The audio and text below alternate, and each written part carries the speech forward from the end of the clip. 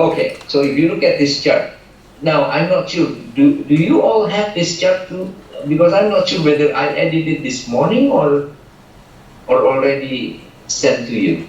Do you have this? No, we don't have that particular. You don't? Oh, yeah.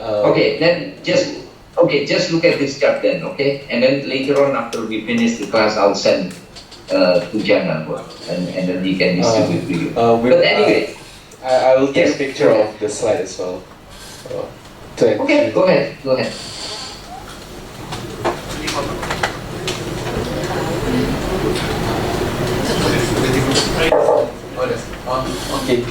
Okay, done, sir. Okay. Alright, done. Alright, so now this is from the theoretical standpoint.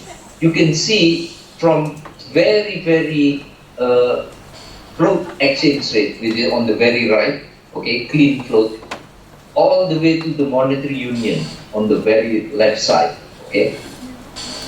And of course, it goes without saying, the further you go to the right, the more flexible is your exchange rate, okay. But the purpose of showing this is that you can see the sequencing, because it could be that one country started from, let's say, fixed exchange rate, which is somewhere in the middle. So fixed exchange rate is here, right? So it can be that country adopted this initially, and then they move to target zone, and then they move to crawling peg. By the way, Indonesia is a good example, because many years ago, Indonesia is still fixed exchange rate, but now we are in a crawling peg, okay? Or in managed floating, or I don't know whether we, Indonesia, will ever reach the clean floating, which is fully flexible exchange rate. Okay. Now, I promised earlier to explain to you what is the mechanism of foreign exchange intervention, and that is highly relevant in this category, the managed floating here. Okay. So let's pick the example that we used earlier. Suppose there's capital outflow, okay? And we know when there's capital outflow, exchange rate depreciate, okay? Now, suppose the government realized that, remember the story I said earlier, that may lead to a crisis. So it goes beyond the standard workhorse model, right? So let's suppose the government realized that there is a risk that they will fall into crisis if they don't do anything about it, okay? So what do? What they did is they intervene the foreign exchange market. So let's go slowly here, okay? When capital outflow happen, exchange rate depreciate. Think about this. What is the meaning of exchange rate depreciate? What is the meaning of rupiah gets weaker? The meaning of it is that the supply and the demand between rupiah and US dollar all of a sudden change, right? You know, you learn the supply demand. If the supply of rupiah increase, that means the price of rupiah goes down, correct? Vice versa. If the supply of the rupiah decrease, or you can say if the supply of the dollar increase, then the price of the dollars will go down. This means the price of the rupiah goes up. You understand that, right?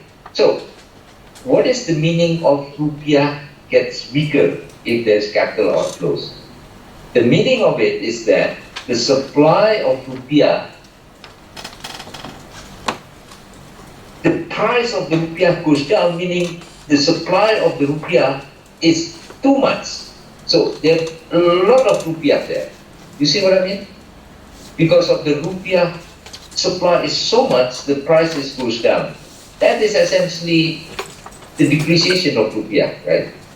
So if that is the case, what the central bank can do to intervene is, if the supply of rupiah compared to the supply of US dollar is too much, what they can do is they add the supply of dollars.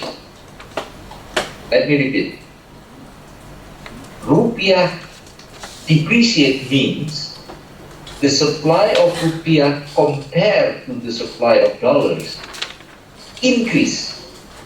Okay, so relatively speaking, there's too much rupiah in the market. So one way that the central bank can do is they add the dollars in the market so that the balance between supply of rupiah and supply and dollars will go back to before the depreciation. Is that clear? Right? So that is one example of foreign exchange intervention by the central bank. So the central bank can add dollars in the market. The question is, where do they get the dollar from? They get the dollar from their foreign reserves. And I'm sure the TA already explained to you in the balance of payment at the bottom account, there is what is called the foreign reserves, change in the foreign reserves, right? So that's where Bank Indonesia take the money, the dollar from. And then they take that dollar from and then they inject into the economy. That way they add the supply of the dollars. Now, if that is successful, then the price of the rupiah is getting up, so that the original depreciation is gone, so rupiah gets stronger. Is that clear? The mechanism? Okay. Now, let's continue with that mechanism. Suppose that's happening. So, Bank Indonesia happy now because rupiah is no longer depreciating. But you know what happened in the system? There's a lot of dollars, right, in the market because it was injected. Okay? And whether it is dollars or rupiah, what is the concept of money supply tells you? I think it was 2 weeks ago when we discussed about the equation of the real balance, right? That means money supply goes up, right? So that can be inflationary. Is that so? It can be inflationary, right? So, in order to avoid that inflationary pressure, what does the Bank Indonesia do? They intervene, but this time it's not intervene the foreign exchange market. This time they intervene the local market. With what I mean is the local currency market. That is the rupiah. How? They contract the money supply. So they reduce the money supply. Okay? Now, in the language of macroeconomics, when they do that, they call it sterilization. So they sterilize the inflationary pressure because of the foreign exchange intervention. So if they are successful doing it, then at the end, what do you get? You get rupiah is no longer depreciated, and you get less inflationary pressure.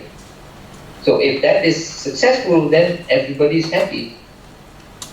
And that kind of intervention, it's called sterilized intervention. This is very common in many countries around the world.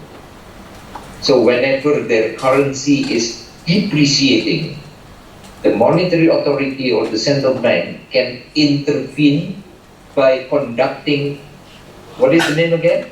Sterilized intervention. So the first is to intervene the foreign exchange market by injecting a lot of dollars. Where do they get the dollars from? From the foreign reserve. And then the second is sterilize the inflationary effect of that by pulling out some of the rupiah, the money supply. Okay?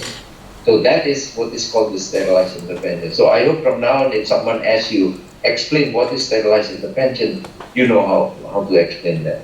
So that is the kind of policy, monetary policy, which is highly relevant when your model, your macroeconomic model, consists of exchange rate. Now you know why exchange rate is so important in macroeconomics.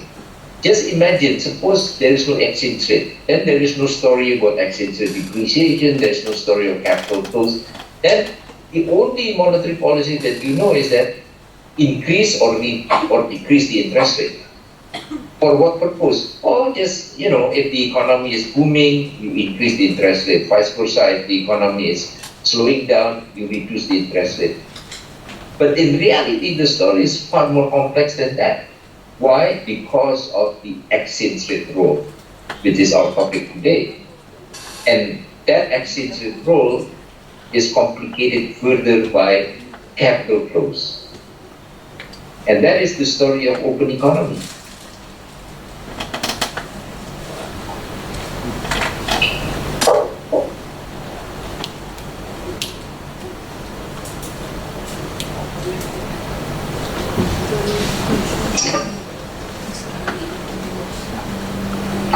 Okay, this is another important sort of point to mention here.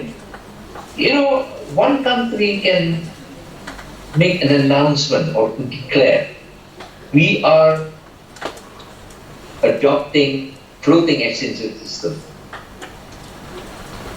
But in reality, whenever their exchange rate is under pressure, like the story that we just talked about, suppose there is a pressure to depreciate, in reality, their monetary authority intervened, conducting the sterilized intervention.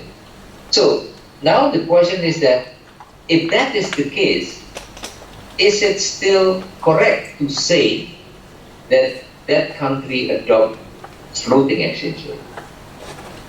Because by definition, if it is floating exchange rate, you should be hands-off. So you should not intervene at all, right? You let, rupiah going up and down, let the market decide.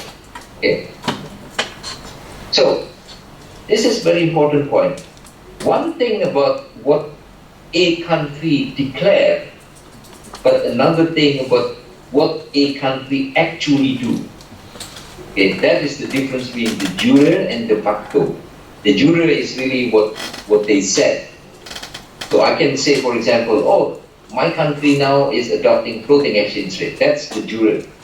But the fact is that whenever exchange rate is getting weaker, I'm worried about crisis, so I intervene.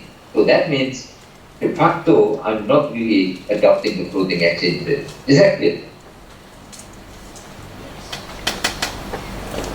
And that leads to the common concept, which is called fear of floating. So fear of floating, basically it's a concept because the country is worried about the risk of financial crisis. So they try to not de facto adopting free float. Even though maybe they announce that they are adopting free float, but de facto, so the fact is they are not, because they continue to intervene the foreign exchange market. So this is an example of fear of floating, basically.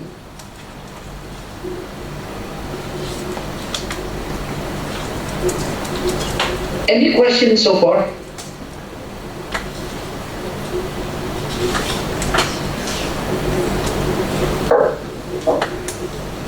Yes, sir. I was wondering. You mentioned that the central bank adds the supply of US dollar taking from the foreign reserve.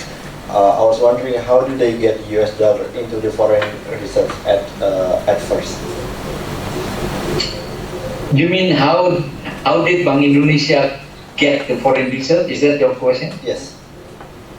Oh, well, there's a lot of export, right?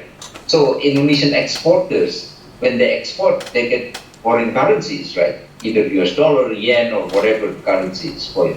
So they put it in the Indonesian banking system, right? And that's one source. That's not the only one, but that's one source. The second source is, if Bank Indonesia had an agreement with another central bank, let's say Bank of Japan or Bank of China, okay, to lend foreign currency, US dollar, for example, that's another source. Or foreign investment, because if, let's go back to the example I gave you earlier, Japanese investors. If Japanese investors open a factory, car manufacturing factory in Indonesia, let's say the total investment is, I don't know, maybe let's say $1 million. Okay, of course they don't spend immediately all the $1 million, right? So they spend, I don't know, 10% of it. So what happened with the 90%? Then temporarily they put in the banking system in Indonesia, and that also goes to the central bank. So there are many things that can increase or augment the amount of the foreign reserve that the central bank has. Is that clear? Now, of course, that is what it's supposed to be. In reality, there's always some, different story. I don't know if you read you say, at least when I was in Jakarta a few months ago, one of the issues that has been discussed is the Bank Indonesia or the government of Indonesia trying to persuade Indonesian exporters to put their export revenue into Bank Indonesia. Okay, so that is just one example, because in reality it turns out some Indonesian exporters, when they get the money from exporting their product, apparently they put the money in foreign banks or in foreign countries. Okay, so Bank Indonesia is trying to persuade them to bring back to Indonesia. Okay, so that is one example of the source of the foreign reserve. But your question has a implication here. What happened if the pressure on the rupiah was so strong, like in 97? Okay, suppose this happened in 97. The pressure was so strong for rupiah to depreciate. That means theoretically, on paper, Bank Indonesia has to intervene a lot of foreign reserve, a lot of dollars, right? Because the pressure was so strong. But what happened if the amount of the foreign reserve that Bank Indonesia has is limited? That means there's a limit they can intervene, right? So what happened if that's the case?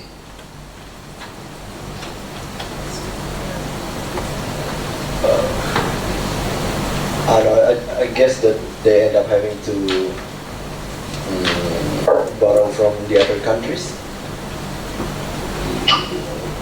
Yes, if the other countries are willing to lend.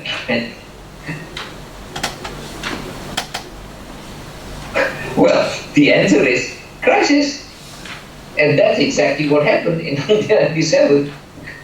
So Bank Indonesia at that time did not have enough foreign reserve, and yet the pressure was so strong on rupiah in 1997. So at the end, they gave up. They no longer intervene, so rupiah collapsed. I don't know if you know rupiah really collapsed from 2,000 rupiah per US dollar to become 15,000 per US dollar. How many percent is that? That is not falling, or that's not depreciating, that's a collapsing, basically, from 2,000 rupiah to 15,000 rupiah. Any other question?